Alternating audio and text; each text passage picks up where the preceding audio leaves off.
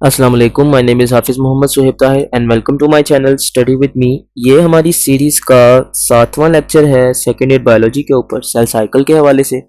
तो शुरू करते हैं। सबसे पहले हमारे पास है सेल की साइकिल। ये चलाने वाली साइकिल नहीं है, ठीक है। तो सेल के साइकिल में अगर हम बात करते हैं तो जब सेल ग्रो करता है तो उसके अंदर कुछ इवेंट जो है वो टेक प्लेस होते हैं, ठीक है। जब उनके अंदर इवेंट जो है वो टेक प्लेस होंगे उसे हम क्या कह देंगे, सेल साइकिल कह देंगे। इसे हमने दो हिस्सों में डिवाइड किया हुआ है, एक सेल की तैयारी और एक सेल की डिवीजन। जो सेल की तैयारी है उसे इंटरफेज कहते हैं, यह सबसे लेंथी फेज होता है, और सेल की डिवीजन ये शॉर्ट ड्यूरेशन का होता है जिसे हम एम फेज कह रहे होते हैं। अब आ जाता है सबसे पहले इंटरफेज। ये आपका प्रिपरेशन का फेज होता है और इसमें कोई डिवीजन नहीं होती। और अगर हम बात करते हैं इसके अंदर सेल जो अपने आप को तैयार कर रहा होता है उसकी मेटाबॉलिक एक्टिविटीज़ जो होती हैं, मेटाबॉलिज्म जो होता है वो हमेशा पीक पर होता है। और ये सबसे क्योंकि लेंथी फेज है और इसी वजह से ये आपका सेल साइकिल का जो 90% ड्यूरेशन है, आपका टाइम ड्यूरेशन है, वो कवर कर रहा होता है। बाकी 10% कौन कर रहा है, आपका एम फेज कर रहा होता है। इसे हमने मजीद 3 हिस्सों में डिवाइड किया है। कौन कौन सा, G1 phase, gap 1 phase, S phase और G2 फेज। G1 फेज आपका वो फेज है जो इंटरफेज का बेसिकली पहला फेज है, जिसकी आपकी ह्यूमंस के अंदर अगर आप देखेंगे तो आपको ये जो ड्यूरेशन है इसका बेसिकली 9 आवर्स नजर आएगा। अब इसमें क्या क्या होता है, सेल हट्टा कट्टा हो जाता है। कैसे हट्टा कट्टा हो जाता है, वो प्रोटीन को बनाता है। इसके अलावा ऑर्गेनेलिज जो उसे रिक्वायर्ड है जिस डिफरेंट किस्म के काम के लिए, खास तौर पर एनर्जी बनाने के लिए, जिस तरह माइटोकॉन्ड्रिया होता है, power house of the cell, ये जो है एनर्जी बनाने के लिए चाहिए होता है, ये इनकी प्रोडक्शन को इंक्रीज कर लेते हैं। फिर ऐसे जो है वो एंजाइम बनाए जाते हैं जिसे उर्दू ज़ुबान में खामरे कहा जाता है। ये बनाए जाते हैं जो कि क्रोमोसोम की क्या करते हैं, रेप्लिकेशन करते हैं। जिस तरह के आपके पॉलीमरेज हो गए, टोपोआइसोमरेज हो गए, हेलिकेज हो गए, लाइकेज हो गए, ये सारे सारे जितने भी एंजाइम है यहाँ पर इस फेज में तैयार होंगे। ठीक हो गया। इसके बाद जब ये सारा कुछ तैयार हो जाएगा तो सेल मोटा ताज़ा हो जाएगा, हट्टा कट्टा हो जाएगा और वो साइज में ज़्यादा हो जाएगा। एस फेज की अगर हम बात करते हैं तो ये इंटरफेज का सेकंड फेज होता है, जो कि ह्यूमंस के सेल की अगर बात करें तो 10 घंटों का होता है। इसमें सबसे कॉमन जो चीज़ होती है वो होती है डीएनए की रेप्लिकेशन। डीएनए को डबल कर दिया जाता है, क्रोमोसोम की तादाद डबल हो जाती है। अगर क्रोमोसोम 2n है, फर्ज कर लें हमारी बॉडी में 46 है, तो वो डबल होकर कितने हो जाएंगे, 92 हो जाएंगे। ठीक है। हर एक के पास क्या होगा, 2 सिस्टर क्रोमाटिड होंगे। मिसाल के तौर पर पहले वो ऐसे थे, उसके बाद वो चेंज होकर इस तरीके से हो गए, वो डबल हो गए, नहीं हम कहेंगे 2 सिस्टर क्रोमाटिड। इसके बाद हमारे पास आता है G2 फेज। ये आपका चेक फेज होता है, इसमें चीज़ों को चेक किया जाता है। 3 से 4.5 आवर्स यानी कि 4.5 घंटों का, 3 से 4.5 घंटों का ये फेज होता है अगर ह्यूमंस की बात करते हैं। इसके अंदर क्या किया जाता है, डीएनए को चेक किया जाएगा कि ठीक है कि नहीं है, आरएनए को चेक किया जाएगा कि ठीक है कि नहीं, सही तरीके से काम कर रहा है कि नहीं कर रहा। अब आरएनए चेक क्यों किया जा रहा है, क्योंकि हमने ऐसी प्रोटीन बनानी है जो कि आगे जाके सेल की डिवीजन के लिए ज़रूरी पड़ेंगी। जिस तरह की खास तौर पर आपने सुना होगा स्पिंडल फाइबर, उस चीज़ की ज़रूरत पेश आती है, तो उस चीज़ को चेक किया जाता है। इसके अलावा डिफरेंट ऑर्गेनेल जो कि बना दिया गया था खास तौर पर G1 फेज के अंदर, उसे यहाँ पर देखा जाता है कि ये दोनों सेल को पूरी हो भी जाएंगे कि नहीं, कि हमने जो सामान तैयार किया है वो दोनों सेल में बराबर तकसीम होगा कि नहीं होगा, ये चीज़ चेक की जाती है।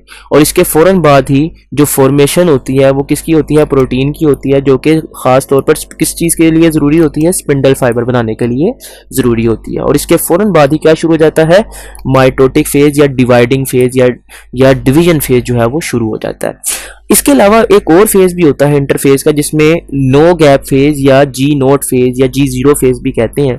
ये मोस्टली आपको यूकैरियोटिक सेल में नजर आएगा जो कि सिंपल मल्टीसेलुलर होंगे या कम्प्लेक्स मल्टीसेलुलर ऑर्गेनिज्म होंगे। अब उसके अंदर सेल क्या करते हैं, जिस तरह छोटे बच्चे जिद करते हैं मैंने नहीं जाना, ठीक है, इसी तरीके से सेल भी जिद करते हैं मैंने नहीं डिवाइड करना, मेरा जिस्म मेरी मर्जी। वो प्रोलिफरेट करना, डिवाइड करना छोड़ देते हैं, या तो टेम्परेरी करते हैं या फिर परमानेंटली, या तो वो इसे अपनी ज़ुबान में ख़ास तौर पर पंजाबी की लैंग्वेज के अंदर इसे कहते हैं टिकीटा आके बह जाना। तो ये वो कंडीशन होती है कि सेल कहते हैं जो मर्जी कर लो, ये पड़ा है सामान, मैंने नहीं डिवाइड करना, तो ये कंडीशन होती है। मोस्टली आपके जो नर्व सेल्स होते हैं वो टेम्परेरी फेज के अंदर होते हैं, ठीक है। लिवर और किडनी के जो सेल्स होते हैं वो G0 फेज में या नो गैप फेज के अंदर आपको परमानेंटली नजर आते हैं। इस तरीके से आई के जो लेंस हैं, आपके जो आंखों के अंदर लेंस पाया जाता है, कौन सा लेंस होता है, वो होता है कन्वेक्स लेंस होता है, ठीक है। तो वो मोस्टली उसके जो सेल्स होते हैं वो G0 फेज में होते हैं, जो कि डिवाइड नहीं करते। यहाँ पे एक छोटा सा MCQ दिया गया है कि जो यीस्ट है, जिसे खमीर कहते हैं, आपको खमीरी रोटी सुना होगा, उसके अंदर ये यूज होता है। तो ये 90 मिनट का जो है टोटल लाइफ साइकिल इसका होता है, यानी कि इंटरफेस प्लस माइटोसिस फेज को अगर हम मिला लें तो टोटल इसके फेज का ड्यूरेशन क्या होता है, 90 मिनट्स। इसके बाद बेटा हमारे पास आ जाता है दो मेन, आपने ये जो क्लासेस पढ़ी होंगी बेसिकली सेल डिवीजन की, कि दो तरह की मेन डिवीजन थी। छोटी छोटी क्लासेस में जब आप छोटे नन्हे मुन्ने से बच्चे थे तो आपने ये पढ़ा था कि एक होती है माइटोसिस, एक होती है मियोसिस, ठीक हो गया। तो सबसे पहले माइटोसिस क्या है? माइटोसिस आपकी सिंपल डिवीजन है, जिसमें एक सेल क्या करेगा, खुद को दोबारा से पैदा करेगा, दोबारा नमूदार होगा, मैं आ गया माँ, ये वो वाली कंडीशन होगी, ठीक हो गया। और इसके अंदर दो डॉटर सेल जो है वो बन जाएंगे और हर एक के अंदर सेम क्रोमोसोम मौजूद होंगे। इसे सबसे पहले जो ऑब्जर्व किया था 1880s के अंदर जर्मन बायोलॉजिस्ट ने ऑब्जर्व किया था, और वॉल्टर फ्लेमिंग ने जो है सबसे कॉमन इनके अंदर नाम था बेसिकली उनके, और इस बंदे ने और उनके कलीग्स ने मिलकर ये काम किया था और इस बंदे ने सबसे पहले इसे ऑब्जर्व किया। तो इसे मजीद हिस्सों में डिवाइड किया गया है। अब देखिए सेल के अंदर दो मेन चीजें होती हैं, एक होती है साइटोप्लाज्म, एक होता है न्यूक्लियस। तो न्यूक्लियस की डिवीजन को क्या कहेंगे, कैरियोकाइनेसिस, और साइटोप्लाज्म की डिवीजन को क्या कहेंगे, साइटोकाइनेसिस। तो माइटोसिस में दो मेन काम होंगे, एक तो न्यूक्लियस को डिवाइड किया जा रहा होगा और एक इसको डिवाइड किया जा रहा होगा, साइटोप्लाज्म को डिवाइड किया जा रहा होगा। तो जब न्यूक्लियस को डिवाइड करेंगे तो कैरियोकाइनेसिस, कैरियो लफ्ज याद रखें कैरियोन से, कैरियोन जटा नहीं, ये आपका दूसरा वाला कैरियोन है। प्रो कैरियोन, यू कैरियोन से याद रखें। प्रो कैरियोट आपने सुना होगा, वहां पर भी लफ्ज कैरियोट यूज किया जाता है। कैरियोन न्यूक्लियस से याद रखें। तो न्यूक्लियस जब आप डिवाइड करेंगे तो कैरियोकाइनेसिस, जब साइटोप्लाज्म डिवाइड करेंगे तो साइटोकाइनेसिस। तो सबसे पहले हमारे पास है कैरियोकाइनेसिस। अगर हम एनिमल्स के अंदर बात करते हैं तो सबसे पहले जो हमने सेंट्रियोल्स पढ़े थे, आपको याद होगा बायोलॉजी के अंदर हमने चैप्टर एक पढ़ा था सेल्स की ऑर्गेनेलिस के हवाले से, तो वहां पर हमने सेंट्रियोल्स का जिक्र किया था जो कि स्पिंडल फाइबर बनाते हैं एनिमल्स के केस में। तो जब स्पिंडल फाइबर बनाने वाले ही इकट्ठे पड़े हुए हैं तो वो कैसे दो क्रोमोसोम को एक दूसरे से अलग कर सकते हैं? तो सबसे पहले तो इनकी तकसीम जरूरी थी। ये देखिए पाकिस्तान इंडिया पार्टीशन चल रही है, सेंट्रियोल तुम इस तरफ हम इस तरफ, आप इसे जो है वो मशरिक़ बंगाल और मशरिक़ पाकिस्तान और मगरिबी पाकिस्तान भी समझ सकते हैं। आप इस तरफ हम इस तरफ, जिस तरह के भुट्टो ने कहा था आप इस तरफ और हम इस तरफ, जिस तरह के आज भुट्टो जिंदा है। खैर मैं सियासी बात नहीं कर रहा, ये बात फिर किसी और जो है वो तौर पर चली जाएगी। तो दोबारा वापस आते हैं अपने टॉपिक की तरफ। तो यहाँ पर सबसे पहले सेंट्रियोल्स को क्या किया जाएगा, अलग अलग कर दिया जाएगा, ठीक हो गया। उसके बाद जब सेंट्रियोल्स अलग अलग कोनों की तरफ चले जाएंगे, इनके अंदर क्या आ जाएगी, बाइपोलैरिटी आ जाएगी सेल के अंदर, यानी कि सेल के पास दो पोल्स बन चुके होंगे, क्योंकि वहां पर हर एक के पास क्या होगा, एक सेंट्रियोल मौजूद होगा। बेटा याद रखें जिस एरिया में सेंट्रियोल पाया जाता है, बाजुकात कुछ जो किताबें हैं वो ये टर्म कर देती हैं कि जहां पर सेंट्रियोल्स पाए जाते हैं उस एरिया को हम क्या कहते हैं, सेंट्रोसोम कहते हैं। लेकिन अगर हम प्रॉपर डेफिनेशन देखते हैं तो सेंट्रियोल्स का जो पेयर होता है कलेक्टिवली क्या कहते हैं, उसे सेंट्रोसोम कहा जाता है, ठीक हो गया। तो इसके कैरियोकाइनेसिस के मजीद फेज हैं। तो सबसे पहले हमारे पास है प्रोफेज, ठीक है। प्रोफेज पहले का फेज है, ठीक है। इसमें क्या होगा, सबसे पहले जो क्रोमाटिन था जो कि धागे की फॉर्म के अंदर थे, आपका डीएनए जो कि थ्रेड लाइक मटेरियल होता है, ये सबसे पहले इसकी फोल्डिंग होगी। फोल्डिंग होने के बाद इसकी जो है वो लेंथ कम हो जाएगी, ठीक हो गया, और ये थिक होना शुरू हो जाएगा। और इसकी लेंथ कितनी हो जाएगी, 0.25 माइक्रोमीटर से 50 माइक्रोमीटर तक इसकी लेंथ हो जाएगी। ये मजीद कंडेंस होकर क्या करेगा, क्रोमोसोम बनाएगा। ये गलती से यहाँ पर क्रोमाटिन लिखा गया, इसे ठीक कर लीजिएगा, ये जो है ये गलत है, ठीक है। तो ये क्रोमाटिन नहीं है, ये क्रोमोसोम है, ठीक है। तो इसे ठीक कर लीजिएगा। तो कंडेंस होकर वो क्या बनाएगा, क्रोमोसोम बनाएगा, ठीक हो गया। न्यूक्लियर जो आपका न्यूक्लियस है, न्यूक्लियोलस, जो बेसिकली सेल के अंदर छोटे छोटे से आपको जो है वो सेल के अंदर नजर आते हैं। अगर यहाँ पर शायद नहीं दिखाया होगा, आई थिंक नीचे वाली डायग्राम ये देखें, ये आपको दिखाया जा रहा है, ये ब्लैक सा एरिया, ये क्या है, न्यूक्लियोलस। तो ये क्या हो जाएगा, गायब हो जाएगा। तो न्यूक्लियस हो जाएगा गायब, न्यूक्लियोलस हो गया गायब। इसके बाद क्या होगा, न्यूक्लियर इनवेलप जो होगा वो टूट जाएगा। हर एक जो क्रोमोसोम था उसके पास कितने सिस्टर क्रोमाटिड होंगे, 2 सिस्टर क्रोमाटिड होंगे, जिन्हें किसके साथ बाइंड किया गया होगा, सेंट्रोमेयर के साथ। और हर सेंट्रोमेयर के पास क्या होगी, एक काइनेटोकोर होगी, जो बेटा क्या होती है, एक कॉम्प्लेक्स प्रोटीन होती है, जहां पर आकर स्पिंडल फाइबर अटैच होते हैं। सेंट्रियोल ऑपोजिट पोल की तरफ जा चुके होते हैं और इसके बाद वो क्या बनाना शुरू कर देते हैं, डिफरेंट किस्म की प्रोटीन्स को इकट्ठा करके माइक्रोट्यूब्यूल्स बनाना शुरू करते हैं। तो जब ये माइक्रोट्यूब्यूल्स बन जाती हैं, स्पिंडल फाइबर बन जाते हैं, तो इन्हें हम क्या कहते हैं, माइटोटिक स्पिंडल कहा जाता है। ठीक हो गया।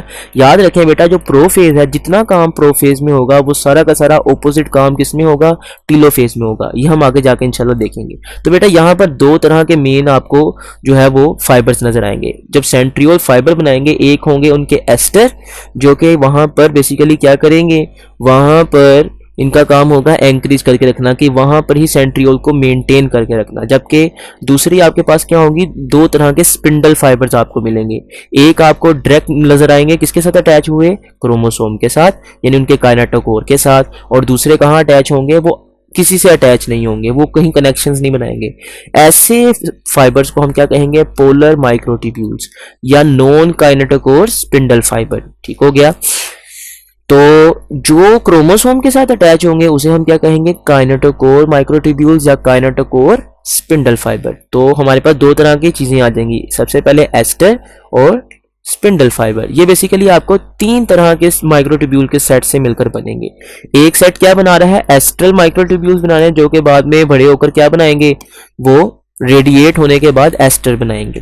ठीक है। और जबकि दो रिमेनिंग सेट हैं वो क्या करेंगे, वो काइनेटोकोर और नॉन काइनेटोकोर स्पिंडल फाइबर बनाएंगे। काइनेटोकोर कौन से हैं, जो कि क्रोमोसोम से जुड़ रहे हैं, और नॉन काइनेटोकोर वो हैं जो कि स्पिंडल फाइबर जुड़ नहीं रहे। ठीक हो गया।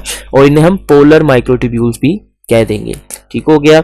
अब इसके बाद हमारे पास इन्हें कलेक्टिवली सारे के सारे सेट को हम क्या कहेंगे, माइक्रोट्यूब्यूल्स के माइटोटिक अपरेटस कहेंगे।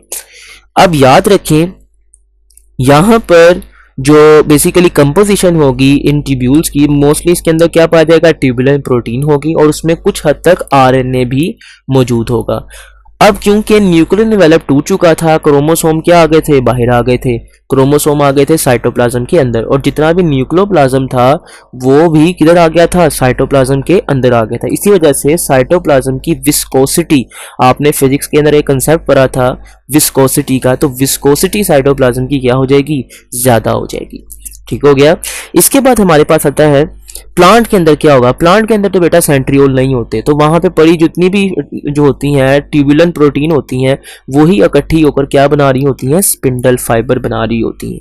अब मेटाफेज में क्या होगा, प्रोफेज के अंदर तैयार हो गए, जितने भी क्रोमोसोम थे वो बाहर आ गए। ठीक है। अब क्या होगा, वो इक्वेटर पूल पे, इक्वेटर पूल सेल का बेसिकली वो ऐसा एरिया होता है जहां पर क्या किया जाता है, सेल को दो हिस्सों में डिवाइड कर दिया जाता है, तो उसे इक्वेटर पूल कहा जा रहा होता है। यानी कि आपकी इमेजिनरी लाइन है जो कि सेल को दो हिस्सों में क्या कर देती है, डिवाइड कर देती है, तो उसे हम इक्वेटर पूल कह रहे होते हैं। तो सेल के इक्वेटर पूल पर क्या होते हैं, जितने भी क्रोमोसोम होते हैं वो आकर इकट्ठे हो जाते हैं, स्पिंडल फाइबर इलोंगेट करते हैं, काइनेटोकोर के साथ वो जुड़ जाते हैं, और उसके बाद वो क्या करते हैं, हर एक सिस्टर क्रोमेटिड को अपनी तरफ खींचना शुरू कर देते हैं। तो जब वो हर एक सिस्टर क्रोमेटिड को अपनी तरफ खींचना शुरू कर देंगे, तो आखिरकार ये जो प्रोसेस होगा जिसके अंदर सबसे पहले तो वो क्या करेंगे, उनको अरेंज करेंगे, अरेंज करके क्या करेंगे, एक प्लेन में ले आएंगे। जिस तरह कि अगर आप यहाँ पर देखें इस कंडीशन में, ये देखें, ये न्यूक्लियोलस गायब हो गया, ये जितने भी क्रोमोसोम थे, ये जो क्रोमेटिन था, इन्होंने क्या बना दिया, क्रोमोसोम जो है वो क्रोमोसोम बना दिया, न्यूक्लियर डेवलप फट गया, और ये जो है ये क्रोमोसोम बाहर आ गए। और ये देखिए अब ये अरेंज हो गए, अरेंज होने के बाद एक लाइन के अंदर आ गए। ये जो लाइन बनी है ये है इक्वेटर पूल की लाइन, इमेजिनरी लाइन होगी। लेकिन ये जो आपको जो क्रोमोसोम नजर आ रहे हैं, ये देखिए आपको रेड में ब्लू में नजर आ रहे हैं, ये आपके क्या होंगे, ये आपके क्रोमोसोमल प्लेट बनेगी, जिसे मेटाफेजियल प्लेट कहा जाएगा। ठीक हो गया। तो ये आपकी क्रोमोसोम प्लेट बना रहे हैं, जिसे हम क्या कहेंगे, मेटाफेजियल प्लेट, और ये आपकी कहाँ बनेगी, इक्वेटर पूल के ऊपर बनेगी, सेल के इक्वेटर पूल के ऊपर। इसके बाद जो है एनाफेज शुरू हो जाएगा, ए से आना, क्रोमोसोम का आ जाना, एक कोने की तरफ, दूसरे का दूसरे कोने की तरफ। अब होगा क्या, इसके अंदर जो आपके बेसिकली क्या है, आपके स्पिंडल फाइबर्स हैं, वो क्या करना शुरू करेंगे, कंट्रैक्ट करना शुरू करेंगे। जब वो कंट्रैक्ट करना शुरू करेंगे तो इस दौरान बेटा क्या होगा, इस दौरान जो क्रोमोसोम है वो एक दूसरे से, उनके जो सिस्टर क्रोमेटिड हैं एक दूसरे से क्या हो जाएंगे, अलग हो जाएंगे। जब सिस्टर क्रोमेटिड्स ही अलग हो गए तो आहिस्ता आहिस्ता वो क्या करना शुरू कर देंगे, एक दूसरे से दूर मूव करना शुरू कर देंगे और आखिरकार वो दो अलग अलग कोनों के अंदर पहुंच जाएंगे। और डिवीजन कुछ इस तरीके से होगी कि हमेशा आपको इक्वल क्रोमोसोम क्या मिलेंगे, हमेशा डिवीजन के बाद मिलेंगे। तो इसी वजह से इसे, क्योंकि इसके अंदर क्रोमोसोम डिवाइड हो रहे होते हैं, इसी वजह से इसे क्या कहते हैं, मोस्ट क्रिटिकल फेज। अब मैंने आपको बताया था टीलोफेज क्या है बेटा, प्रोफेज का बिल्कुल ऑपोजिट है। वहां पर हमने देखा था, यहां पर देखें सबसे पहले क्या हुआ, न्यूक्लियोलस गायब हो गया, जो क्रोमाटिन था उसने कंडेंस होकर क्या बना दिया, क्रोमोसोम बना दिए, और फिर उसके बाद न्यूक्लियर एनवेलप क्या कर गया, फट गया और सारे के सारा कंटेंट बाहर आ गया। अब इसी को ऑपोजिट करें, ये सारा का सारा जो कंटेंट था ये क्या कर गया, दोबारा बन गया, ठीक है, यानी कि न्यूक्लियर एनवेलप इनके गिर्द दोबारा बना दिया गया, और फिर उसके बाद क्रोमोसोम को दोबारा डीकंडेंस कर दिया गया, और डीकंडेंस करने के बाद जैसे ही वो डीकंडेंस हुआ, इस दौरान न्यूक्लियोलस भी अपेयर हो गया। ये सारा का सारा काम क्या होगा, टीलोफेज के अंदर होगा, ठीक हो गया। अब इसके बाद हमारे पास जो होगा प्रोसेस, वो कौन सा होगा, साइटोकाइनेसिस का। अब साइटोकाइनेसिस क्या है, साइटोप्लाज्म की डिवीजन।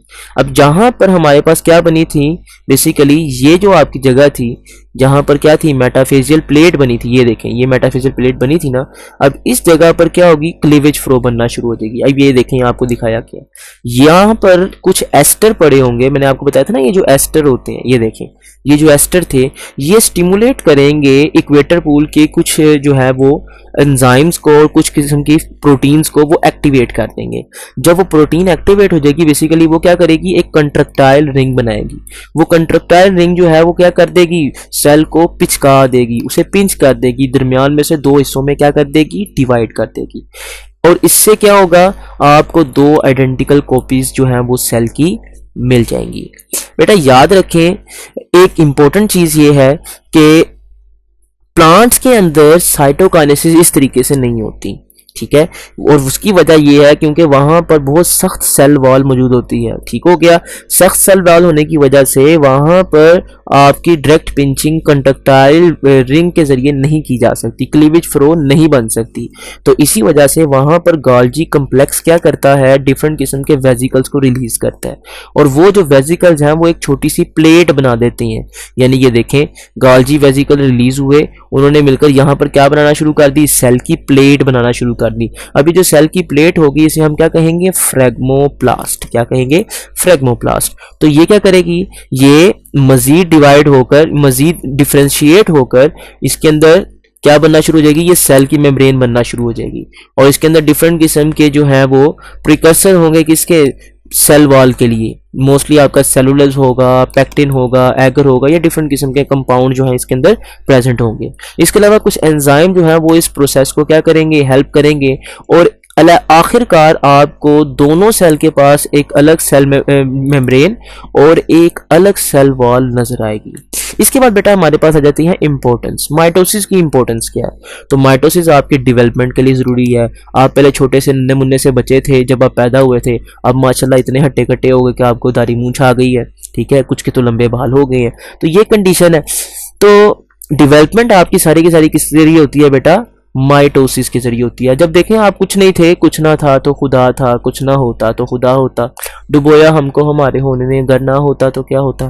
तो जाइगोट तो था बेटा, वो छोटा सा एक सेल था, उसमें माइटोसिस होती गई, वो पहले बना ब्लास्टूला, फिर ग्लस्टूला, फिर उसमें डिफरेंट किस्म के नोटोकॉर्ड फॉर्मेशन हुई, डिफरेंट किस्म के प्रोसेस के जरिए आखिरकार आप इतने बड़े माशाल्लाह किस्म के जानदार बन गए। इसके अलावा बेटा सेल की रिप्लेसमेंट के लिए भी क्या जरूरी है, माइटोसिस जरूरी है। आपने सुना होगा जो आरबीसीज है उनका जो लाइफ स्पैन होता है वो 120 दिन, तकरीबन 3 महीने का होता है, और हर 3 महीने के बाद जो है वो आरबीसीज को लिवर क्या करता है, रिसाइकिल करता है, तो वो भी किसके जरिए किया जाता है, माइटोसिस के जरिए किया जाता है। इसी तरीके से रीजनरेशन आपने अक्सर देखा होगा, खैर इधर वो मैं मिसाल नहीं दे सकता वीडियो की वजह से, लेकिन जस्ट छोटा सा हिंट देता चला जाता हूँ कि सुन्नत इब्राहिमी, तो वहाँ पर भी प्रोसेस होता है रीजनरेशन का। तो इसके अलावा अगर फर्ज कर लें आपको कहीं हाथ पर कट वगैरह लग जाता है, ठीक है। तो वहां पर जो हीलिंग का प्रोसेस होता है वो रीजनरेशन में कंसीडर किया जाता है। तो वो जो किसके जरिए होगा, वो भी माइटोसिस के जरिए होगा। इस तरीके से आपने सुना होगा जो सी स्टार फिश होती है, अगर उसका कोई बाजू कट जाए तो वो नया बाजू भी क्या बन सकता है, एक नई स्टार फिश बन सकता है। और जो पुरानी फिश होती है जिसका बाजू खो चुका होता है, वो भी अपने बाजू को क्या कर सकती है, रिकवर कर सकती है। तो ये क्या है, रीजनरेशन। और ये भी किसके जरिए हो रही है, माइटोसिस के जरिए। इसके अलावा बेटा डिफरेंट किस्म के जानदार जो एसेक्सुअल रिप्रोडक्शन करते हैं, ये हम इंशाल्लाह रिप्रोडक्शन वाले चैप्टर में देखेंगे कि जो रिप्रोडक्शन जो करते हैं वो जानदार, वो भी किसके जरिए करते हैं, माइटोसिस के जरिए करते हैं। ठीक हो गया। मोस्टली आपका यहाँ पर जो एग्जांपल दी जाती है वो हाइड्रा की दी जाती है। हाइड्रा बडिंग के जरिए करता है, ये एसेक्सुअल रिप्रोडक्शन का एक मेथड है। ठीक हो गया। इसके बाद आ जाता है बेटा एरर इन माइटोसिस। माइटोसिस में एरर से क्या क्या खराबियां पैदा हो सकती हैं। तो सबसे पहले हमारे पास एक डेफिनेशन है ऑन्कोलॉजी की। ऑन्कोलॉजी बेटा क्या है, कैंसर। ऑन्को वायरस आपने सुना होगा, ये आपने जब बायोडाइवर्सिटी वाला चैप्टर पढ़ा था फर्स्ट ईयर के अंदर, तो वहां पर आपको ऑन्कोलॉजी ऑन्को वायरस का बताया गया था। तो कैंसर काजिंग एजेंट को ऑन्कोजिन्स कहा जाता है और कैंसर की स्टडी को ऑन्कोलॉजी कहा जाता है। अगर हम बात करते हैं सेल की, तो सेल के अंदर हमेशा एक परफेक्ट बैलेंस पाया जाता है कि सेल मरेगा कब और उसकी पैदाइश कब होगी। उसके बर्थ में और उसके डेथ में, दोनों में क्या होता है, बैलेंस होता है। लेकिन कभी कभी ये बैलेंस क्या हो जाता है बेटा, खराब हो जाता है। जब बैलेंस खराब हो जाए तो सेल्स क्या हो जाते हैं, पागल हो जाते हैं। फिर अन्य वहाँ तकसीम करी जाएंगे करी जाएंगे करी जाएंगे और वो वहाँ पे क्या बना देंगे, रसोलियाँ, ट्यूमर्स, जिसकी वजह से क्या होगा, वहाँ पर अनकंट्रोल्ड माइटोसिस की वजह से ट्यूमर्स बन जाएंगी। और मोस्टली आपको ये एनिमल्स में मिलेंगी, आपको प्लांट्स के अंदर भी ट्यूमर्स मिलेंगे, लेकिन प्लांट्स के जो ट्यूमर्स होते हैं वो लेस डिफरेंशिएटेड होते हैं एज कंपेयर टू एनिमल्स के ट्यूमर की बात की जाए। तो अगर एनिमल के ट्यूमर की बात करें तो उनमें दो मेन तरह के ट्यूमर होते हैं। एक होते हैं बिनाइन ट्यूमर, जो कि मोस्टली आपके किसमें होते हैं, ऐसे एरियाज के अंदर होते हैं जहां से आप ये कह लें कि इस तरीके से वो पेनिट्रेट नहीं कर सकते। सिंपल आप याद रखें कि बिनाइन ट्यूमर आपके ऐसे ट्यूमर हैं जो कि किसी दूसरी जगह पर पेनिट्रेट नहीं कर पाते, वो एक ही जगह पर पड़े रहते हैं। ठीक है, इसी वजह से इन्हें बिनाइन कहा जा रहा होता है। ये लोकलाइज्ड होते हैं। ये मोस्टली आपके बेटा किस में बनेंगे, सोमैटिक सेल्स के अंदर बनेंगे। ठीक हो गया। और जो दूसरे किस्म के आपके ट्यूमर्स होते हैं उन्हें हम कहते हैं मलिग्नेंट ट्यूमर। ठीक है, ये आपके जानलेवा ट्यूमर होते हैं क्योंकि ये आपके एक जगह से दूसरी जगह फैल सकते हैं। बेटा जब याद रखें, जब ट्यूमर एक जगह से निकलकर किसी दूसरी जगह पर फैलना शुरू हो जाए तो इस प्रोसेस को क्या कहते हैं, मेटास्टेसिस कहते हैं। ठीक हो गया। इसके बाद हमारे पास आ जाती हैं कैंसर सेल्स की कुछ डिस्टिंक्शंस कि कैंसर सेल को हम नॉर्मल सेल से किस तरीके से क्या कर सकते हैं, आइडेंटिफाई कर सकते हैं, सेपरेट कर सकते हैं। तो सबसे पहले हमारे पास है जो सेल हैं वो अदर सेल से वो क्या होते हैं, डिफरेंशिएटेड कम होते हैं। उनका जो लाइफ स्पैन होता है, वो लाइफ साइकिल होता है, वो शॉर्ट होता है। यहाँ पे शॉर्ट लिखा हुआ है, इसे ठीक कर लीजिएगा, शॉर्ट है, शॉर्ट लाइफ साइकिल होता है क्योंकि वो अन्य वहाँ डिवाइड कर ही जा रहे होते हैं। इसी वजह से उनका जो न्यूक्लियस होता है वो ज़्यादा एक्टिव होने की वजह से लार्ज होता है। उनका जो साइटोप्लाज्म है और न्यूक्लियस की जो रेशो है वो हमेशा क्या होती है, ज़्यादा होती है। क्योंकि इनका न्यूक्लियस ज़्यादा है तो साइटोप्लाज्म कम होगा, तो इनकी न्यूक्लियस टू साइटोप्लाज्म रेशो क्या होगी, ज़्यादा होगी। इसके अलावा इनके अंदर माइटोटिक एक्टिविटी यानी इनके अंदर सेल डिवाइडिंग की जो एक्टिविटी है वो ज़्यादा होगी। इसके अलावा इनके अंदर जो न्यूक्लियोलाई हैं, ठीक है, वो भी क्या होंगे, प्रोमिनेंट होंगे। अब कैंसर की जो मेन काजेज हैं वो किस वजह से होती हैं। अगर हम मेन रीजन को देखते हैं, म्यूटेशन इन जीन्स बेटा क्या करती हैं, कैंसर काज करती हैं। याद रखेंगे किन के अंदर होंगी, सोमैटिक सेल्स के अंदर होंगी। ठीक हो गया। मोस्टली अगर हम बात करें, कम से कम अगर आपकी ऐसी जीन जो कि सेल की क्या करती हैं, डिवीजन को रेगुलेट करती हैं, वैसे तो बहुत सारी होती हैं लेकिन मेन 20 हैं। ठीक है, अगर उनके अंदर 3 जीन के अंदर भी खराबी पैदा हो जाए तो कैंसर हो सकता है, और ज़्यादा से ज़्यादा ये 20 के 20 जीन जो हैं ये ख़राब हो सकते हैं। इस कंडीशन में कैंसर की सीवियरिटी आ जाती है। ठीक हो गया। तो इसके बाद आ जाता है हमारे पास मेन चेंजेस जो कि म्यूटेशन काज करती हैं। बेटा पहला तो चेंज ये होता है कि मेटास्टैटिक सेल जो है वो ब्रेक कंटेक्ट कर देते हैं अदर सेल से। यानी इसका क्या मतलब है, इसका मतलब ये है कि जो है म्यूटेशन वो क्या करती है, जिस जगह पर क्या होते हैं सेल एक दूसरे से जुड़े होते हैं, उनका जो है रिश्ता वाता नाश्ता खैर एक लफ्ज़ होता है नाता वास्ता, ये कंडीशन दूसरी है, इसमें वर्ड मीनिंग कम है फीलिंग ज़्यादा है कि वाता नाश्ता है, तो वाता नाश्ता वो तोड़ देते हैं, ठीक है। They overcome the restriction on the cell movement and provide by the basal. बेटा जो प्लाज्मा मेम्ब्रेन मूवमेंट क्या करती है, रिस्ट्रिक्शन प्रोवाइड करती है, जो बेसिकली एक बैरियर सेमी परमिएबल मेम्ब्रेन के तौर पर एक्ट करती है, वो भी क्या करती है, इन्हें ओवरकम नहीं कर पाती, जिसकी वजह से ये बॉडी के डिफरेंट किस्म के पार्ट्स तक पहुंच जाते हैं और क्या कर देते हैं, बीमारियां पैदा कर देते हैं। और आखिरकार ये बेटा ये प्रोलिफरेट कर कर बॉडी के अंदर पागल होकर नॉर्मल ग्रोथ शो करते हैं, सॉरी एबनॉर्मल ग्रोथ जो है वो शो करते हैं, और वो नॉर्मल बॉडी प्रोग्राम को क्या कर देते हैं, अफेक्ट कर देते हैं। ठीक हो गया। अब हमारे पास आ जाता है मीओसिस। अब ये जो मीओसिस है ये ऐसी डिवीजन है जो कि आपके जर्म लाइन सेल में होंगे, जरासीम करदा सेल्स में। खैर ये तो आप मुझसे बेहतर जानते हो कि जरासीम करदा सेल्स कौन से हैं। तो बेटा इसके अंदर सेल डिवीजन जो है वो जितने भी सेल्स होंगी उनके अंदर क्या हो जाएगी, क्रोमोसोम की तादाद आधी रह जाएगी। हमने माइटोसिस में देखा था क्रोमोसोम की तादाद हमेशा सेम रहती थी, लेकिन मियोसिस के अंदर क्रोमोसोम क्या हो जाएंगे, हाफ हो जाएंगे। ठीक हो गया। इसको सबसे पहले जिसने डिस्कवर किया वो एक जर्मन बायोलॉजिस्ट था जिसका नाम था ऑस्कर हर्विग 1876 के अंदर। मोस्टली आपको जर्म लाइन सेल के अंदर मिलेगी। इसमें एक इसमें होगी बेटा एनिमल्स के अंदर अगर हम बात करते हैं तो गैमीट फॉर्मेशन के लिए होगी, प्लांट्स के अंदर अगर हम बात करते हैं तो वो स्पोर फॉर्मेशन के लिए होगी।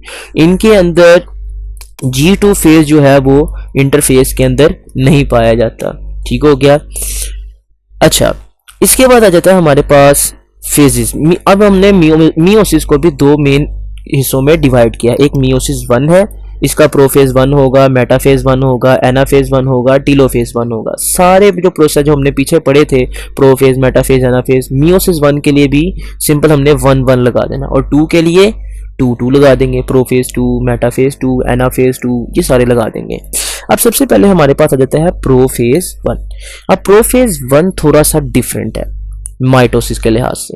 यहाँ पर क्रोमेटिन जो है वो कंडेंस होकर क्रोमोसोम तो बना रहे होंगे, ये फिर से गलती हो गई है, इसे ठीक कर लीजिएगा कि जो क्रोमेटिन है वो कंडेंस होकर क्रोमोसोम बनाएंगे। जो न्यूक्लियोलस होगा वो गायब हो जाएगा, न्यूक्लियर एनवेलप जो है वो ब्रेक हो जाएगा। लेकिन इस दौरान भी जो है इससे पहले भी कुछ इवेंट होंगे। तो जो है उनके प्रोफेज 1 के मेन फेजेस वो कौन कौन से हैं, LZPDD, लेप्टोटिन, जाइगोटिन, पैकिटिन, डिप्लोटिन और डाइकेनेसिस। सबसे पहले लेप्टोटिन, लिपट जाएंगे क्रोमोसोम, यानी कि क्रोमेटिन कंडेंस होकर क्या बना देंगे, क्रोमोसोम बना देंगे। ठीक हो गया। और वो जो है न्यूक्लियस का साइज आहिस्ता आहिस्ता इंक्रीज कर देगा और क्रोमोसोम एक दूसरे के साथ लिपट जाएंगे, जफ्फी पा लेंगे, पा जफ्फी, ये वो कंडीशन होगी। जाइगोटिन, जब वो जफ्फियां डाल लेंगे तो वो एक लाइन के अंदर आ जाएंगे। ठीक हो गया। जब क्रोमोसोम लाइन हो जाएंगे, होमोलोगस क्रोमोसोम, वो एक पेयर बना देंगे। पहले हमारे पास कंडीशन थी इस तरह की, अगर हम यहाँ पर देखें हमारे पास इस तरह की कंडीशन थी, लेकिन उसके बाद क्या हो जाएगी, वो डबल होने के बाद वो 4 हो जाएंगे, 2 4 हो जाएंगे, उनकी कंडीशन ये हो जाएगी। ठीक हो गया। तो इस तरीके से वो लेप्टोटिन के अंदर वो क्या कर देंगे, एक दूसरे के करीब आ जाएंगे और जब वो मिल जाएंगे एक लाइन में आ जाएंगे तो वो क्या बना देंगे, जाइगोटिन बना देंगे। बेटा इस प्रोसेस को, इसके इन मिलाप को, ये मिलन, ये बंधन तो ये प्यार का बंधन है, ये वो वाली कंडीशन को क्या कहेंगे बेटा, सिनैप्स कहेंगे। कि जब दो जो है वो क्रोमोसोम आपस में एक दूसरे के साथ मिल जाएंगे। अब क्योंकि हर एक क्रोमोसोम दूसरे क्रोमोसोम के साथ जुड़ गया था तो इसी वजह से इसे कहेंगे बाइवैलेंट, और टोटल 4 सिस्टर क्रोमाटिड थे, इसी वजह से इनको टेट्रिड भी कहा जाएगा। ठीक हो गया। टेट्राड कह लें या टेट्रिड कह लें, ये प्रोनाउंसिएशन का फर्क है। ठीक हो गया। अब इसके बाद अगर हम बात करते हैं यहाँ पिछले वाले केस के अंदर, अगर हम देखें इस वाले केस में, तो यहाँ पर जो क्रोमोसोम था उसके 2 सिस्टर क्रोमेटिड के साथ क्या थे, काइनेटोकोर थे। लेकिन इस केस के अंदर क्या होगा, इस केस के अंदर एक क्रोमोसोम का काइनेटोकोर, यहाँ पर देखें एक क्रोमोसोम का काइनेटोकोर एक स्पिंडल फाइबर के साथ जुड़ेगा और दूसरे क्रोमोसोम का काइनेटोकोर दूसरे स्पिंडल फाइबर के साथ जुड़ेगा। यानी कि वहां पर एक ही क्रोमोसोम के ऊपर जो है वो स्पिंडल फाइबर अटैच हो रहे थे, लेकिन यहाँ पर डिफरेंट क्रोमोसोम पर स्पिंडल फाइबर अटैच होंगे। तो पैकिटिन, अब पैकिटिन क्या है, पैक से याद रखें, क्रोमोसोम मजीद थिक होते चले जाएंगे और इतने करीब आ जाएंगे कि फिर एक दूसरे को पप्पी देना शुरू कर देंगे। अब मैं ये पप्पी देने का मिसाल क्यों दे रहा हूँ, बेसिकली वहां पर कुछ ऐसे कनेक्शंस बन जाएंगे जहां पर डीएनए का एक्सचेंज होगा।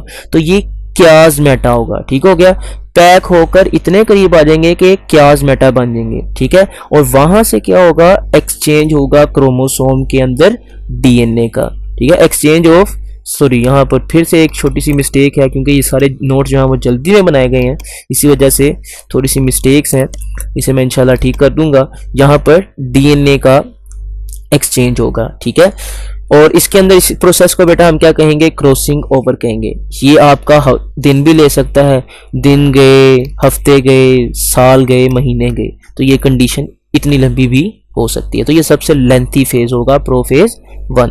इसके बाद हमारे पास आ जाता है डिप्लोटिन। अब डिप्लोटिन की अगर हम बात करते हैं तो इसके अंदर क्या होगा, क्रोमोसोम एक दूसरे को धक्के मारना शुरू कर देंगे, बस बहुत हो गया जफ्फियां, बहुत होगी पप्पियां, अब दफा हो जाओ। अब यहाँ से रिपेल होना शुरू देंगे, लेकिन अभी भी सेल क्या करेंगे, एक कम से कम क्या करेंगे, क्याज़मेटा को कायम रखेंगे, क्योंकि अगर सारों को तोड़ दिया तो क्रोमोसोम क्या हो जाएंगे, एक दूसरे से अलग हो जाएंगे। लेकिन अभी भी वो किस फॉर्म के अंदर होंगे, टेट्रेट के फॉर्म के अंदर होंगे।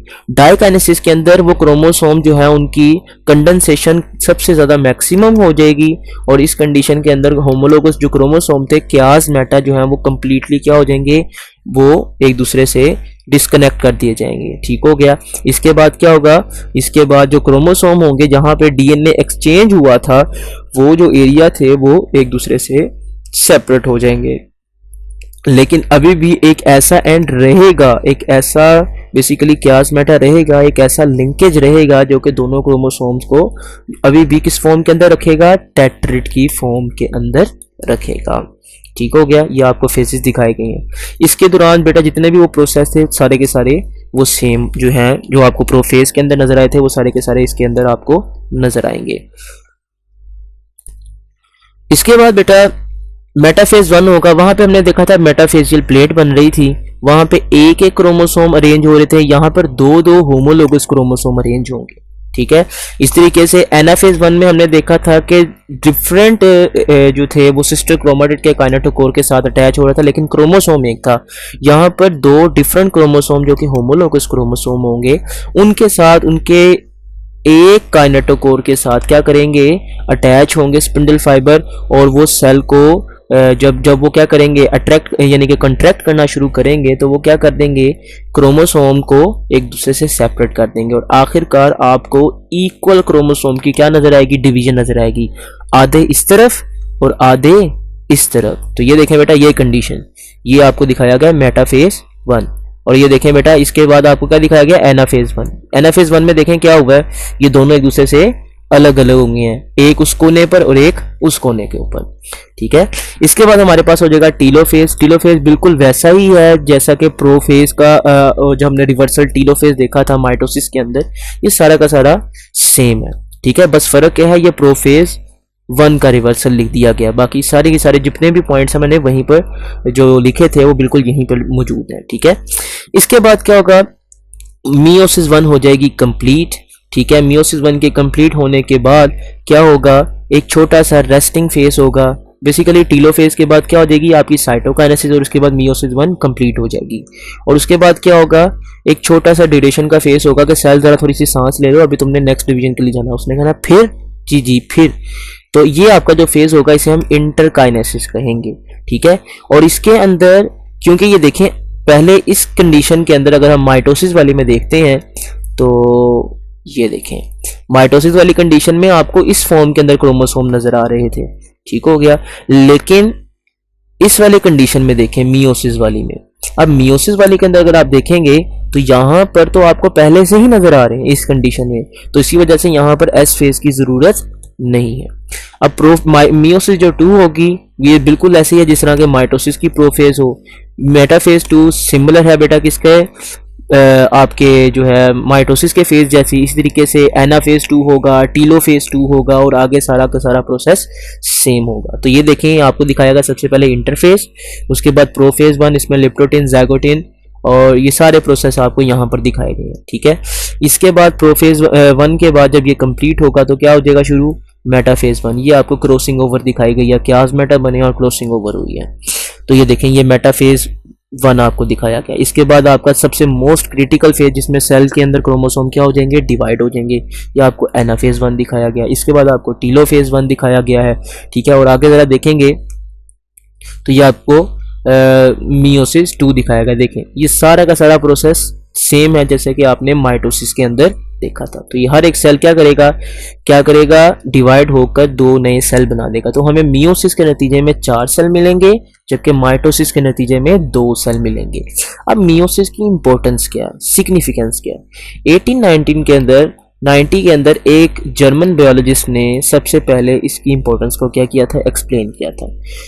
मियोसिस क्या करती है, मियोसिस आपके क्रोमोसोम के नंबर को हमेशा क्या रखती है, एक स्पीशीज के लिए फिक्स्ड रखती है, जिसकी वजह से क्या होता है, हमेशा क्रोमोसोम कभी भी उस स्पीशीज के अंदर इंक्रीज नहीं करते। लेकिन अगर मियोसिस में खराबी हो जाए तो क्रोमोसोम इंक्रीज या डिक्रीज भी कर सकते हैं, ठीक है। मियोसिस किस लिए जरूरी है, सेक्सुअल रिप्रोडक्शन के लिए। अब ये तो मुझसे ज्यादा बेहतर आप जानते हैं।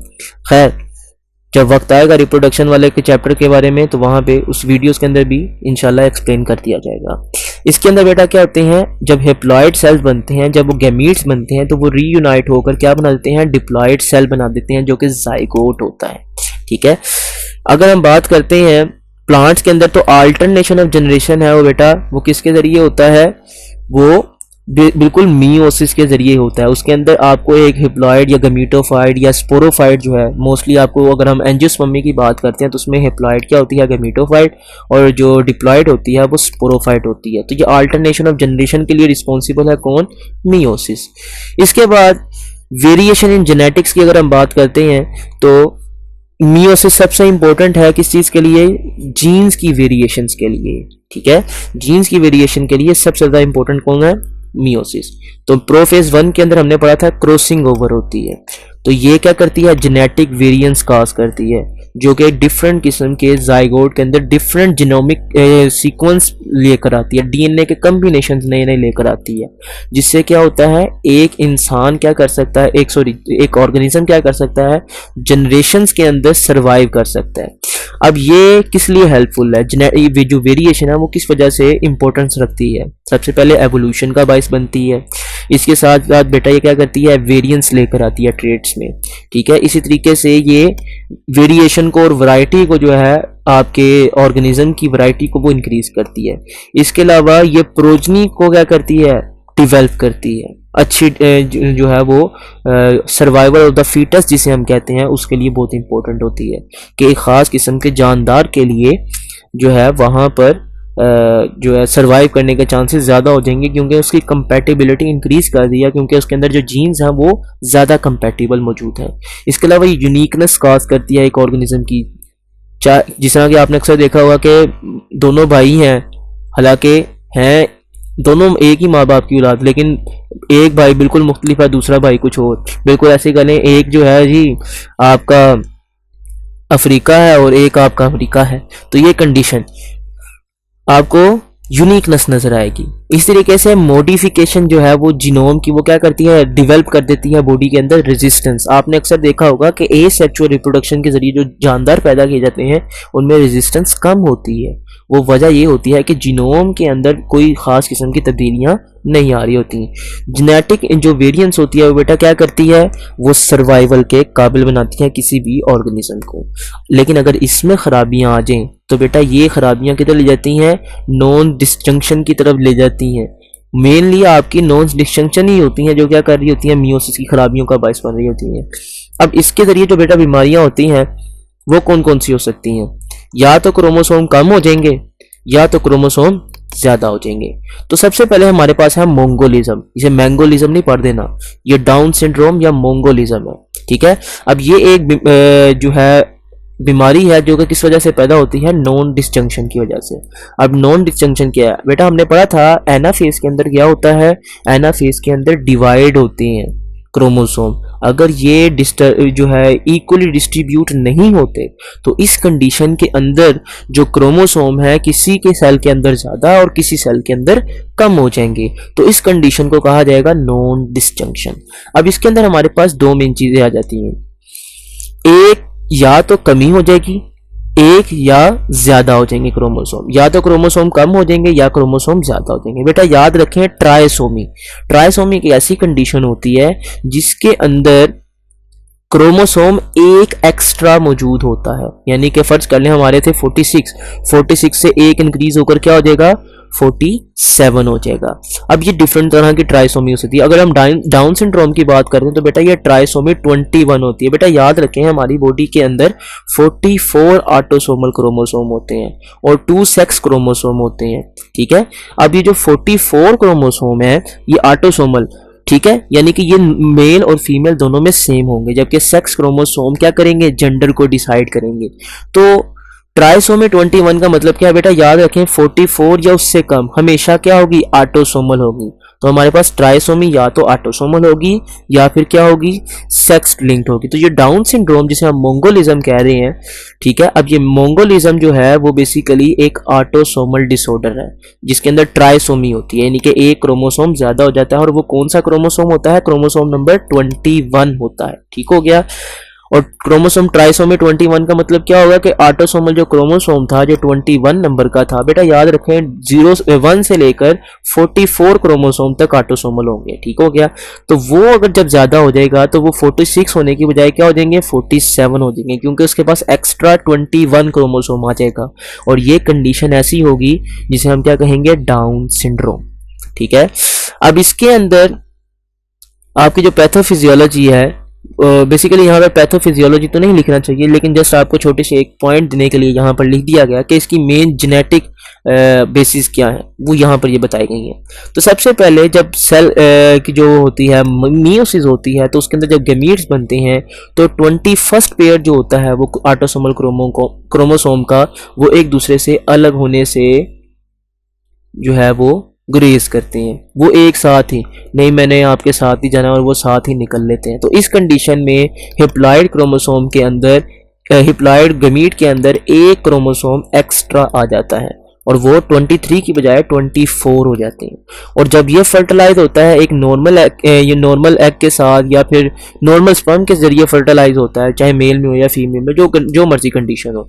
तो बेटा उस कंडीशन के अंदर क्या होता है 2n होने की बजाय वो 2n+1 हो जाता है, यानी कि n और n मिले तो वो बनाते हैं 2n, लेकिन n+1 और n मिले तो क्या बनेंगे वो 2n+1 बना देंगे। यानी कि ये आपका n एक सिंपल n से मिलेगा तो वो 2n बना देगा, तो वो तो 2n आ गया, लेकिन साथ साथ आपका +1 क्रोमोसोम एक्स्ट्रा ऐड होगा तो वो 47 हो जाएंगे। अब इसका केस इंसिडेंट रेट अगर हम बात करते हैं तो जो आपकी नौजवान खवातीन होती हैं, औरतें होती हैं, तो उनके अगर हम बात करते हैं तो उनके अंदर जो चांसेस हैं वो कई हज़ारों में एक बच्चा जो होता है वो डाउन सिंड्रोम का शिकार होता है। इसी वजह से अल्लाह ताला ने छोटी उम्र की जो है लड़कियों के साथ शादी करने का हुक्म दिया। खैर ये तो मजहबी बात हो जाएगी। इसी तरीके से 40 साल की जो औरत होती है उसके अंदर जो चांसेस होते हैं डाउन सिंड्रोम के वो 100 में से एक बच्चे के डाउन सिंड्रोम होने के चांस होते हैं। यानी कि अगर उसके 100 बच्चे हो तो उनमें से एक बच्चा डाउन सिंड्रोम का शिकार हो सकता है। लेकिन अगर वो 45 साल की हो तो 100 में से 3 बच्चों के चांस होते हैं कि वो डाउन सिंड्रोम का शिकार हो सकते हैं। अब इनके जो सिम्टम्स है मेन वो क्या क्या है, एक तो इनका चौड़ा मुंह होगा, फ्लैट मुंह, ठीक है, चौड़ा मुंह होगा और इसके साथ साथ इनका चिपटा चेहरा होगा, ठीक है, फ्लैट फेस, ब्रॉड फेस, चुनी चुनी इनकी आंखें होंगी, छोटी छोटी सी आंखें। इसके साथ बेटा इनके अंदर स्किन के जो फोल्ड हैं वो इनर कॉर्नर के अंदर आपको फोल्ड नजर आएंगे, इनकी प्रोट्रूडिंग टंग आपको नजर आएगी, इनके अंदर आपको मेंटल रिटार्डेशन नजर आएगी और ये आपके under developed central nervous system के अंदर होंगे, क्योंकि बेटा मेंटली रिटार्ड है ना, कुछ समझ बूझ नहीं है, इसी वजह से इनका सीएनएस नर्वस सिस्टम इतना इवॉल्व नहीं है। अब आ जाता है हमारे पास क्लेनफेल्टर सिंड्रोम। क्लेनफेल्टर सिंड्रोम आपका एक ऐसा सिंड्रोम है जो कि ट्राइसोमी से रिलेट करता है। मैंने आपको बताया था ट्राइसोमी क्या है, एक क्रोमोसोम का ज्यादा हो जाना, ठीक है, या तो डबल ट्राइसोमी होगी, यानी कि ट्राइसोमी तो है एक क्रोमोसोम से ज्यादा है लेकिन डबल हो गए, मतलब कि एक क्रोमोसोम के साथ एक और क्रोमोसोम, यानी टोटल 4 आपके जो थे वो बेसिकली 2 क्रोमोसोम जो है वो मजीद हो गए हैं। एक टेट्रासोमी होगी, टेट्रासोमी आपकी ऐसी कंडीशन होगी इसमें भी 2 क्रोमोसोम जो है वो इकट्ठे हो जाएंगे, लेकिन इसमें और इसमें थोड़ा सा फर्क है कि जस्ट आपके नाम यहाँ पर लिखे हैं, इनकी डिटेल में जाने की कोई जरूरत नहीं है, ठीक है। अच्छा, तो जो क्लिनफिल्टर सिंड्रोम है ये सेक्स लिंक्ड है, ऑटोसोमल नहीं है, यानी कि ये एक्स या वाई के साथ रिलेट करेगा। एक्स किस में होता है, एक्स सब खींचे चले आए, ये फीमेल के लिए होता है, ठीक है, और वाई मेल के लिए, जो किसी को पूछता नहीं है why, I don't ask why. अब chromosome due to non disjunction, वो बेटा कौन सी होंगे, सेक्स क्रोमोसोम होंगे। अब देखें 44 क्रोमोसोम ऑटोसोमल तो सेम है, लेकिन ये जो आपके हैं एक्स एक्स होना चाहिए था या एक्स वाई होना चाहिए था, ये डबल एक्स वाई हो गया। अब इस कंडीशन के अंदर क्या होगा, एक एक्स क्रोमोसोम एक्स्ट्रा ऐड हो चुका होगा या एक वाई क्रोमोसोम एक्स्ट्रा ऐड हो चुका होगा। तो बेटा इस कंडीशन के अंदर ये आपका क्या होगा, क्लिनफिल्टर सिंड्रोम होगा। तो ये देखें ट्राइसोमी, आपको देखें एक्स वाई वाई नजर आ रहा है, ठीक है। इस तरीके से ट्रिपल एक्स वाई नजर आ रहा है। अब ये फिल्म का नाम नहीं है बेशर्मो, ट्रिपल एक्स वाई, ठीक है, ये आपका एक सिंड्रोम है। इस तरीके से 4x Y, X X X X X Y, ठीक है, इतने एक्स बोलते मेरे मुंह को कुछ हो रहा है। खैर, इसके बाद बेटा इनकी सिम्टम्स क्या होती हैं, क्योंकि वाई क्रोमोसोम इनके अंदर मौजूद होता है, इसी वजह से ये आपको फिनोटिपिकली वैसे तो नजर मेल आएंगे, लेकिन होंगे अंदर से फीमेल, जिन्हें हम अपनी जुबान में ख्वाजा सरा कहते हैं। इनकी छाती भर गई होगी फीमेल्स की तरह, ठीक है, और ये कद में भी लंबे होंगे, और ये क्या होंगे, मोटे होंगे, ठीक है, और इनके टेस्टिस जो होंगे वो बहुत ही छोटे होंगे, जिनमें स्पर्म नाम की कोई चीज़ नहीं होगी। इसके अलावा बेटा इनकी मूंछेदारी बहुत कम आएंगी, क्योंकि ये under developed secondary sex character रखेंगे। उनकी हैं तो मेल, फिनोटाइपिकली मेल नजर आ रहे हैं, लेकिन एक्स क्रोमोसोम होने की वजह से ये क्या रखेंगे बेटा, फीमेल करेक्टर ज्यादा रखेंगे, ठीक है। अब बेटा ये सिम्टम्स के हवाले से तो था, आगे कुछ टर्म्स हैं जो चलो ऊपर जो थी वो टर्म्स दोबारा यहाँ नीचे आ गई, तो देख लेते हैं। डबल ट्राइसोमी क्या है, इसके अंदर 2 एक्स्ट्रा सेक्स क्रोमोसोम मौजूद होंगे, तो इसे हम क्या कहेंगे, डबल ट्राइसोमी। ये देखिए एक्स एक्स एक्स, ठीक है, डबल, दोनों तरफ से, मेल की तरफ से भी फीमेल की तरफ से भी। टेट्रासोमी क्या होगी कि 2 एक्स्ट्रा क्रोमोसोम तो होंगे, लेकिन दोनों पेरेंट्स के अंदर से, ठीक हो गया।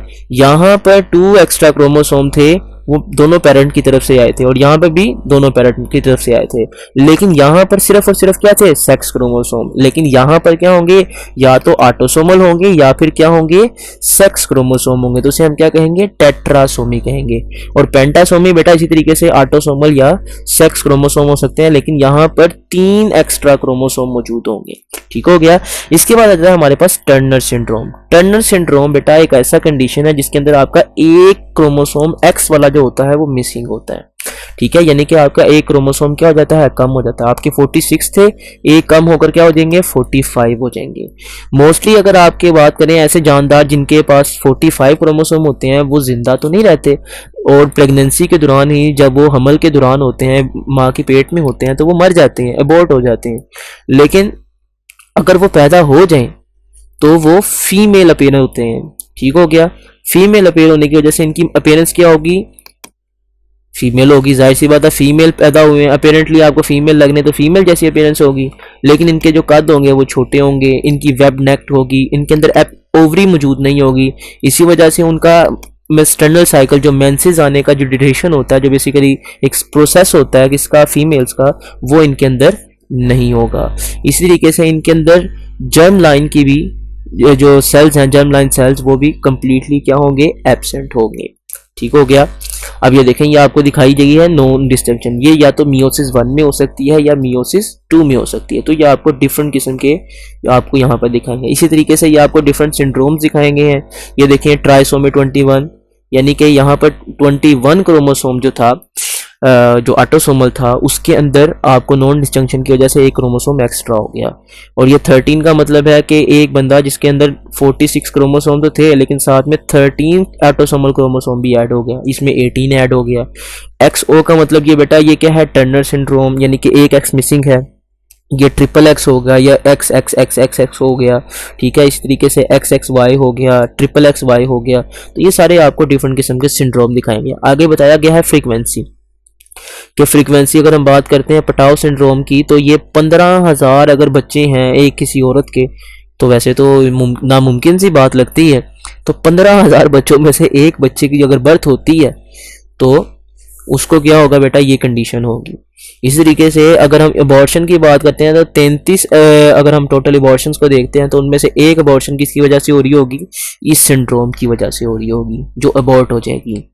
ठीक है, इसके बाद आ जाती है बेटा हमारे पास नेक्रोसिस एंड एप्रोप्टोसिस। ये सेल की खुदकुशी और ये सेल की हादसाती मौत है। तो सबसे पहले सेल की खुदकुशी, ये खुद की खुशी नहीं, खुदकुशी है।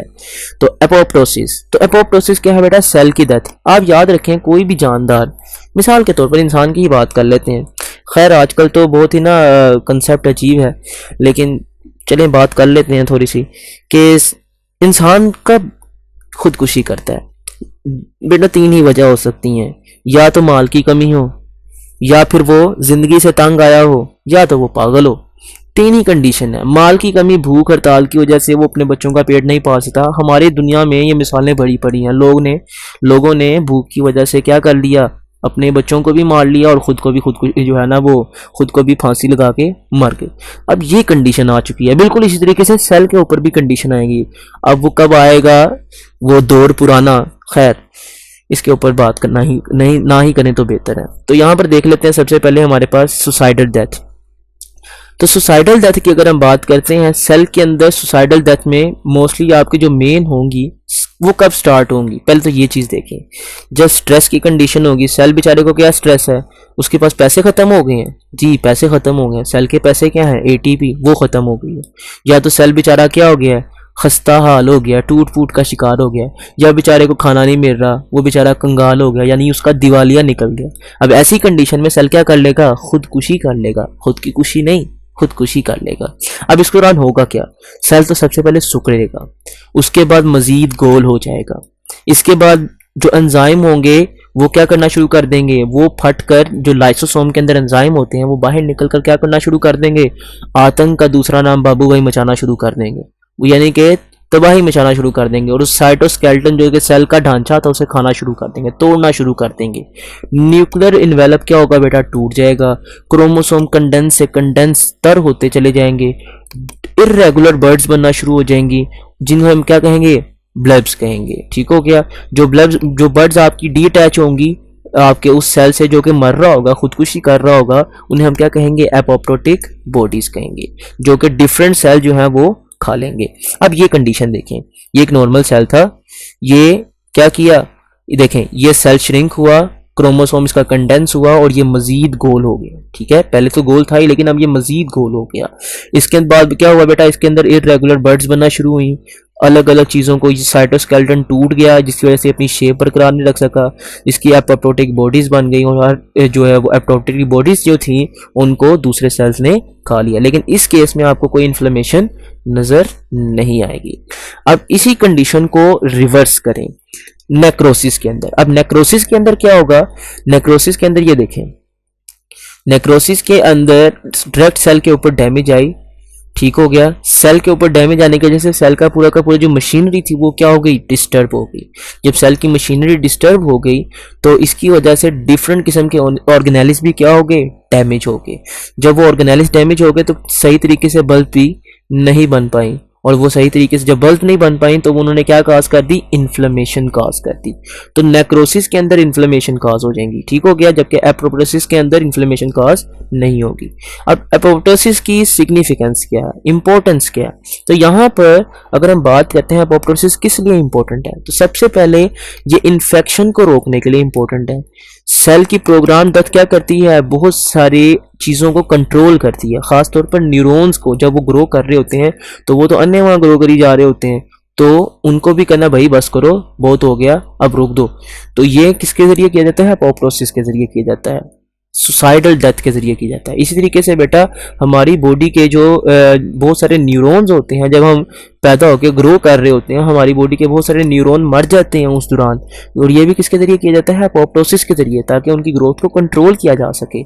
इसी तरीके से बेटा हमारी उंगलियां जो बनती हैं, हमारी उंगलियों के जो हथेली होती है बेसिकली उंगलियों के दरमियान वेब मौजूद होता है, जिस तरह बतख के उंगलियों के दरमियान नहीं होता, बिल्कुल इस तरीके से हमारी जब हम पैदा हो रहे होते हैं तो हमारी जब हम बेसिकली उसके अंदर होते हैं, यूट्रस के अंदर होते हैं, जब एक जो है वो बबल सा बना होता है जिसके अंदर सारा लिक्विड कंटेंट मौजूद होता है, और हम यानी कि माँ के शिकम के अंदर होते हैं। तो उस कंडीशन के अंदर हमारी उंगलियों के दरमियान वेब प्रेजेंट होता है, वो भी किसके जरिए ख़त्म होता है। अब अगर अपने हाथ को देखें तो कहीं वेब नज़र आएगा कि आप बतख की तरह तैर सकते हो, ऐसी कंडीशन तो नहीं ना होती है, हैरी पॉटर थोड़ी हैं आप, ठीक है।